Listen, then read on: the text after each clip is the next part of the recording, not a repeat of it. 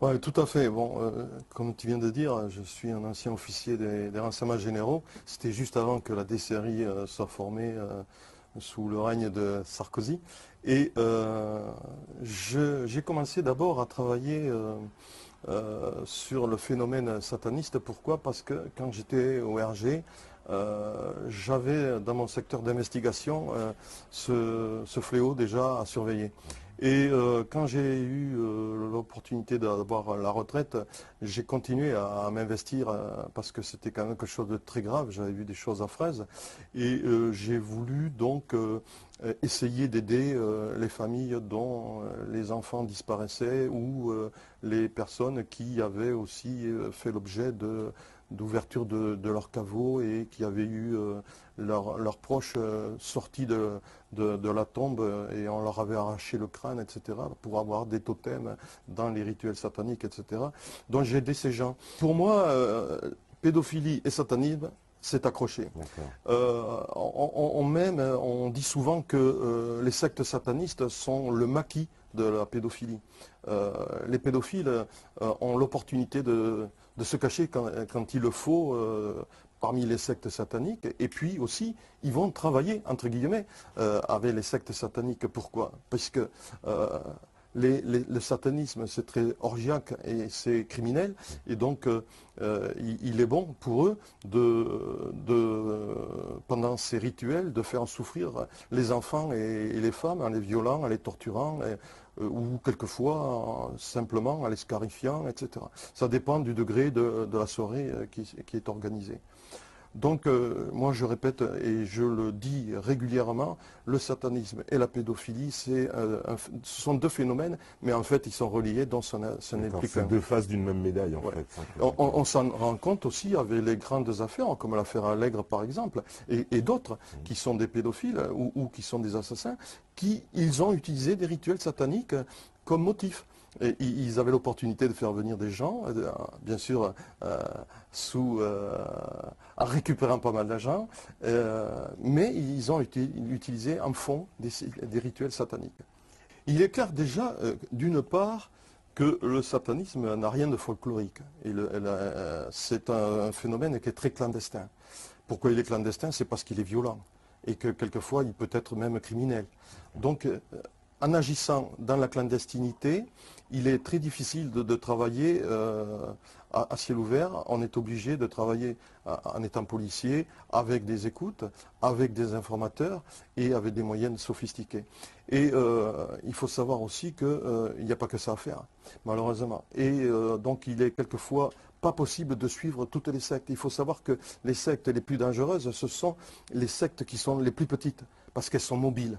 Et il nous est arrivé parfois d'avoir repéré certaines sectes, et quand on y revenait le lendemain, eh bien, elles n'étaient plus là parce qu'elles avaient senti qu'elles étaient fliquées. Celles où il y a beaucoup de monde, non, elles sont nettement moins dangereuses. Elles sont manipulées par des gourous qui veulent faire de l'argent, point c'est tout. Il est aussi important de savoir que ces sectes sont plus ou moins chapeautées par un système mafieux. Et ce système mafieux a phagocyté ces sectes parce qu'ils ont trouvé chez ces sectes les moyens de faire de l'argent. On a tous entendu parler des snuff movies, bien que souvent on en fait un déni. Mais moi, à l'occasion d'une vidéo que j'ai faite, je démontre que les snuff movies existent et je donne même le nom d'une personne qui a participé à des snuff movies. Donc, et il y a des personnes qui ont avoué avoir participé à des rituels sataniques pendant lesquels il y avait des films qui étaient effectués et ces films-là étaient effectués en montrant les violences qui étaient réalisées sur les victimes et ces victimes arrivaient parfois à agoniser. Nous avons aussi X1, Régina Louf, pour ne pas la citer, qui dit elle aussi avoir assisté à des rituels sataniques où ça finissait par la mort de ses copains et copines. Donc il existe donc un réseau mafieux qui profite de ces sectes pour vendre ces snuff movies. Ils font au niveau international pas mal d'argent. la CIA semble-t-il, évalué ce coût qui tourne à plusieurs millions de dollars. Et donc, ce n'est pas rien, quoi. Et quand la mafia s'occupe de quelque chose, je peux vous dire que c'est efficace. Et c'est très difficile de combattre une mafia. Le Vatican a condamné les francs-maçons d'entrée parce que pour eux, ils avaient une politique qui était la politique luciférienne du satanisme. Et donc, ils les ont, comment on pourrait dire, interdits. Et pour eux, c'est donc des gens qui sont super dangereux.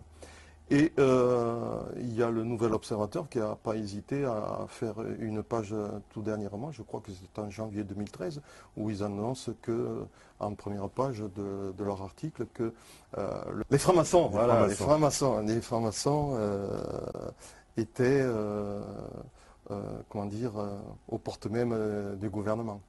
Et si un journal comme le Nouvel Observateur ose le dire, c'est que quand même ils ont des billes et qu'ils ont des informations sur ce sujet qui sont très importantes. D'accord. Effectivement, c'est qu'on s'en rend compte plus ou moins quand on s'occupe des affaires qui existent en France. On voit souvent, en interviewant ces personnes qui sont les victimes, elles nous donnent des noms et qui appartiennent à la famille des francs-maçons. Alors après, bon, il est très difficile, bien sûr, de dire s'ils sont vraiment intégrés ou pas, mais il est inquiétant de voir que beaucoup de victimes dénoncent des personnes qui sont des francs-maçons. Il faut savoir aussi que, puisque les sectes sataniques sont orgiaques, toutes les femmes qui sont au sein de ces sectes, elles sont violées constamment et donc elles sont enceintes. Et nous savons très bien que les gourous interdisent aux femmes qui sont enceintes d'avorter. Et donc ces enfants naissent au sein de ces sectes et ils naissent sur X et ils sont connus de personne. Et donc après ils peuvent être utilisés. Donc il y a une puissance d'utilisation de ces pédophiles pendant les rituels sataniques réalisables et graves et que nous ne connaissons pas parce que tout est très bien cloisonné et clandestin. Toutes les affaires ont un petit crochet qui permet d'accrocher l'autre affaire. Et donc, quand toutes les affaires sont liées, moi j'appelle ça un réseau. Et on ne peut pas nier donc qu'il n'y ait pas de réseau. Et il faut savoir aussi que la pédophilie, elle est partout. Quand on voit, j'ai des chiffres que je viens de récupérer tout récemment, il y a 120 000 filles, 22 000 garçons en France qui ont été un jour, qui ont fait l'objet un jour d'une tentative de viol ou qui ont été violés par des pédophiles. Donc 120 000 ou 22 000 garçons et 120 000 filles, ça fait un enfant toutes les 3 minutes, c'est quelque chose d'énorme. Donc on ne peut pas dire que dans tout cet ensemble de violeurs, de pédophiles, il n'y ait pas des gens qui ne se connaissent pas, c'est pas possible.